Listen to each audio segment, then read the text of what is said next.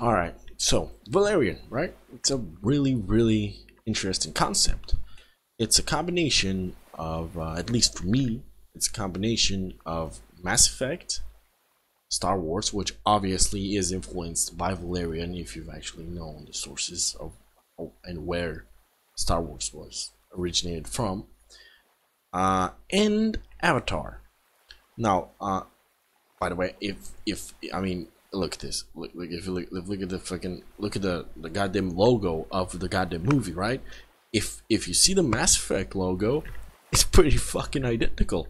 On top of that, the costumes, they look very similar, and in the movie itself, the way they act, this is femshep and maleshep. In the movie, it's pretty much the same thing, and it's really amazing because it's the closest thing we're gonna get to a Mass Effect movie, at least for now. It is really good. It's really good.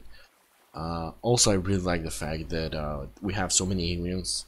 The whole interaction, the way it is, the way it's structured, the whole society thing, it's really good. I know this review is gonna be everywhere. It's not gonna be structured properly or whatever. It's just I want to throw my thoughts out there. I just saw the movie, and I know I didn't talk about Apes. I did go and see Apes. It was beautiful. I loved it, but I just can't be asked now, a week later, to do a review about it. So at least you know I loved it. But yet this movie, I just saw it, and it was great. Now the 3D wasn't as good as Apes 3D, but that didn't take away anything from it. Actually, it didn't matter. The one thing that really surprised me about this movie, and it sure as shit surprised everybody in the theater, is the humor. There was very large amount of scenes that were very laugh out loud moment bringers, because like the whole fucking theater burst out laughing at those scenes, and that like there was constant laughter. You know, not like, you know, cheap laughter, but actual humor. You know, structure to it. You kind of saw some of those in the latest Star Wars movie, but it's not the same thing, because here, like, there's more spots of them without feeling some sort of nostalgia or whatever. The CGI in this movie, it was really good. Don't get me wrong. Practical, I think I'm not sure if there's any practical in this movie, but if there was, great. If there wasn't, some actually felt like they were practical, so that's good. I guess that's how you know CG is evolved enough to actually fool you to thinking, oh, that could be practical. I don't know. But yes, that itself, a surprising highlight for me was Rihanna. And this might sound weird, because I know it's like, it's Rihanna. She's a singer. She's not really an actor, but she's actually an actor now. And one thing that she made me think about is because of her costume. The first costume that she has on, she reminds me of Zatanna, right? And Zatanna is a character that's, you know, not too easy to do, and I think she would be perfect for that role. But also, there was a scene where she wore like a cat costume, and her voice actually fits, and she's not that dark, so you know, we're not gonna have a Halle Berry moment. She could be a Catwoman. Just saying, she would fit the bill. Her acting is solid. She has emotional range, so that's good. Not a lot of singer/actors can do that. Cara Delevingne proved that she was misused in Suicide Squad, because she really showed like large amounts of acting skills here that nobody believed she had. She really managed to do humor. She managed to do dramatic. Most of the movie was humor, though, you know, but you know, it's whatever. Dane DeHaan, I think that was his name. Dane DeHaan. Please be Dane DeHaan. That guy is also really good. Like I said, to me, in this movie, it was femshep and fucking maleshep. That's what it was. Both of them were the leads, and both of them took the, like, nobody was more than the other. both felt like they were the leads. There were moments where one took the lead, then the other one took the lead. They were exchanging, but nobody really felt like they were the damsel in distress or the lesser supporting character, which is really cool. You know, because it's usually always like that. You always have like one lead and the other one is like a supporting lead. But this really felt like an equal level. It was really cool, really exciting.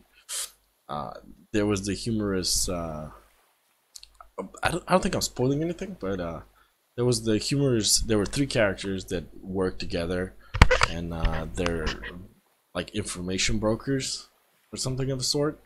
They were like the Jar Jar, but a better version of Jar Jar. And actually, it reminds me, in Planet of the Apes, there's this one silly character that's supposed to, you know, be the evolved one, and that was forced humor. These three characters, they were supposed to be kind of those characters, but they didn't feel forced, which was the cool part. I really love humor done properly without feeling forced. That's really important, and for some reason it's really hard to do. What?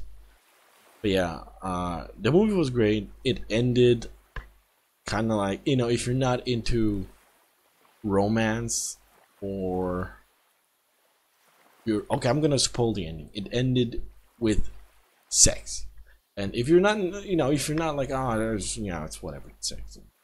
That's how the movie ended, and it was like, you know, that's not my thing. I don't like that thing in my movies, or at least not that much of it.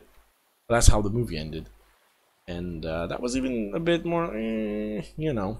But whatever, it doesn't matter. I give the movie a 9.6 or 7 out of 10. It was really good. Like, it had, and it was surprising. It felt like it was very long, even though it wasn't that long. It was 2 hours and a half or something. So it was really good. The length, the tones, the tone was really, there were different tones, but it knew it was more on the comedy side rather than anything else. Exploration wise, the beginning act, the first act, showing a very Avatar like world. It was beautiful. It was well done. The way everything worked, the technology, and just everything that's different from what we've seen in Star Wars, for example. I'm just giving the closest thing that we've had to this movie. Is in Star Wars they feel very limited. Here they don't really feel limited. It's like they keep excelling every time they show you something, they give you something, they keep excelling and adding more and more and more to it, which is really awesome because they're in talks of making a sequel. So I can't wait. This might be one of my new franchise, one of my favorite new franchises, due to the fact that not only is it's an old IP, but it was actually done proper. It was done right. So that's pretty much everything I gotta say about the movie, and I cannot wait to actually go see the sequel. If there's a sequel, if there isn't a sequel, that's fine. If it is a solo movie, it was really good. There were no moments that dragged. It was all done very well. The antagonist, if you want to call it an antagonist, was done proper, and the movie wasn't about set antagonist, but it was about the act that the antagonist did, and the whole movie was just good guys trying to correct or try to prevent said actions that he's taken to further damage whatever they have built. That's as much as I can go without spoiling, you know, everything. But yeah, and I really like that. I don't like that's your fucking enemy. Now you beat them in victory and wave the fucking flag. I like deep things, deep stories with lore, and not just straight up that's your villain, beat him, bam, boom, done, sex. But that was really good. I really like it. So the movie was pretty fantastic. If you haven't seen it, go see it. And yeah, thank you guys for watching. I'll see you next time.